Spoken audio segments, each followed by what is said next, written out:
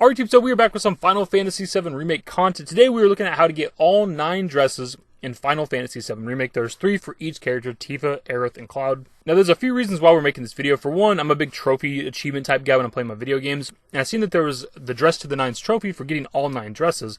So as I'm going around Walmart and doing all the questing and things, I can't figure out how to do it, so I finally decided to look it up, and it turns out it's something you cannot do on one playthrough.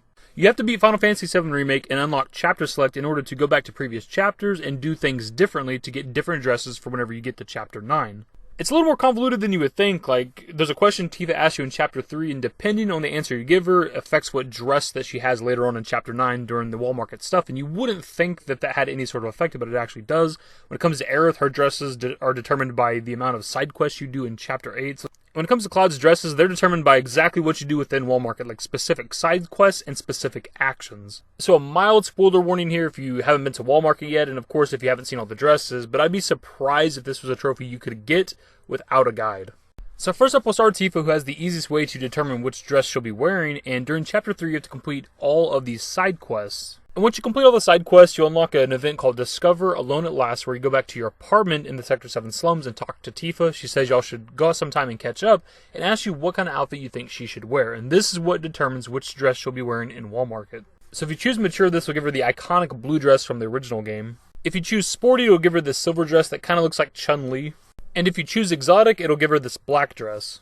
Now, in order to save any choices you make through Chapter Select, what you have to do is you have to complete the chapter. So going back to Chapter 3, doing all the side quests, then choosing the different options for Tifa, and then completing all of Chapter 3 will then save that choice that you made. It'll be the same thing for Aerith because her choices and what determines her dress takes place in a previous chapter. For Cloud, it's the easiest just because through Chapter Select, you just have to keep restarting Chapter 9 because all of his stuff takes place there. So anyways, on to Aerith. To get her easiest dress, all you have to do is simply do 0 side quests during Chapter 8. And that'll give you this pink dress right here. In order to get the next dress, you only have to do 3 side quests during Chapter 8, and it'll give you this different pink dress. And in order to get Aerith's last dress, you have to do all of the side quests within Chapter 8, and you'll get the red dress that we've seen from the trailers. And see, the Aerith dresses are part of why I'm making this video, because like the Tifa one sort of makes sense. You probably didn't know back then that it was going to affect her dress, but you look at it now and it kind of makes sense. There's 3 options, she has 3 dresses. But when it comes to Aerith, like I can't imagine that many people would have done only 3 quests and then went on with the story. Most people are going to either do no side quests or they're going to do all of them. Now onto the Cloud dresses. These are the more convoluted ones. The one of them is really easy to get. The other one you have to do a very specific side quest, and the last one you have to do very specific action and some side quests.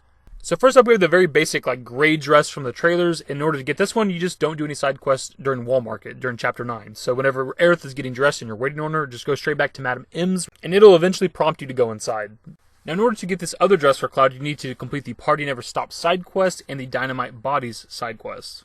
Now in order to even get the Party Never Stops side quest, you need to follow some very specific guidelines, which is why I pulled up this guide right here. And the reason why you want to follow this is because doing different things within Walmart, choosing different options when people give you questions, will go down the road to giving you a different side quest, and you may not get the Party Never Stops.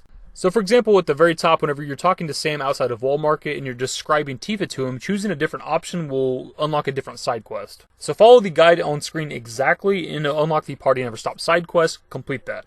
So when it comes to the Dynamite Bodies side quest, you have to follow the exact same guidelines as Party Never Stops, except you also need to complete that quest, Party Never Stops, and you also need to complete Burning Thighs side quest. Burning Thighs is a side quest that unlocks after completing the Underground Coliseum main objective. So again, follow the guide on screen and you'll unlock Cloud's second dress. Now in order to get Cloud's last dress, you have to do the Price of Thievery side quest and the Shear's Counterattack side quest. In order to even get these, you have to follow some very specific actions, and in doing so, these 2 quests will replace Party Never Stops and Dynamite Bodies.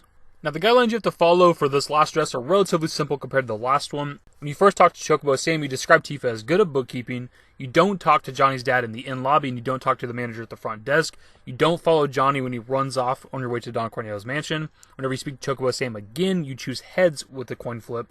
Whenever you talk to Aerith, you describe her dress as looks comfortable, and then you also choose luxury option for 3,000 gil at Madam M's. So again, follow the guidelines on screen and you will unlock the Shear's Counterattack and the Price of Thievery side quests. Complete those and you'll get the last dress for Cloud. So there you have it, YouTube. That's how you get all 9 dresses in Final Fantasy VII Remake and also unlock the Dress to the Nines trophy.